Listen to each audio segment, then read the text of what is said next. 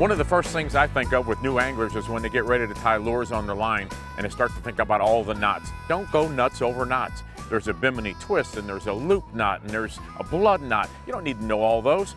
Just make it easy on yourself. Learn these two knots. These are probably the most basic and fundamental and best performing knots that there are.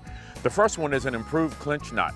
When you are going to do this, we're going to simulate this as being the eye of your lure. This is going to be your line, and you notice a little red tape on there, so you'll be able to follow exactly what we're doing. So you go through, and then you come back around.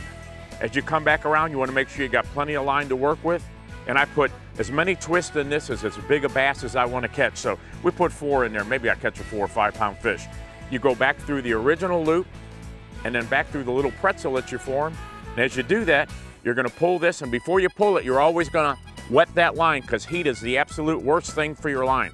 Once you get that set, you're going to pull it tight. Now you have a knot that will barely slip, and if it will break, it won't break here, it'll break a little further up. That's a sign of a good knot. The second knot, and my favorite, is the Palomar knot. It's probably, I think, one of the easier ones to tie. It's easier to tie at night and in the wind. It's a pretty simple knot, and you'll see why here in just a second. Again, follow the red tape. We're going to go through the eye of the lure. You go through once, and you come back through again. And when I describe this, this is going to be the tag end, this is going to be the loop end. When you're doing this, it's just like tying your shoe. You're just going to tie an overhand knot. So you tie that through here. Now you're going to drop the bait through the loop, and again, you're going to wet that line to make sure that you're not burning it. Now, essentially, what you've done is doubled up that line. You pull that tight, and there you have a knot that I guarantee is not going to break. If this is a 12-pound test line, it wouldn't break until you got to 11, 12, 13, maybe even 14 pounds of test.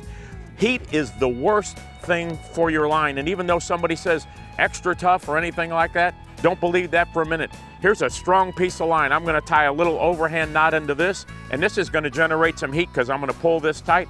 Normally, I wouldn't be able to do this. I'd probably cut my hands. Watch this.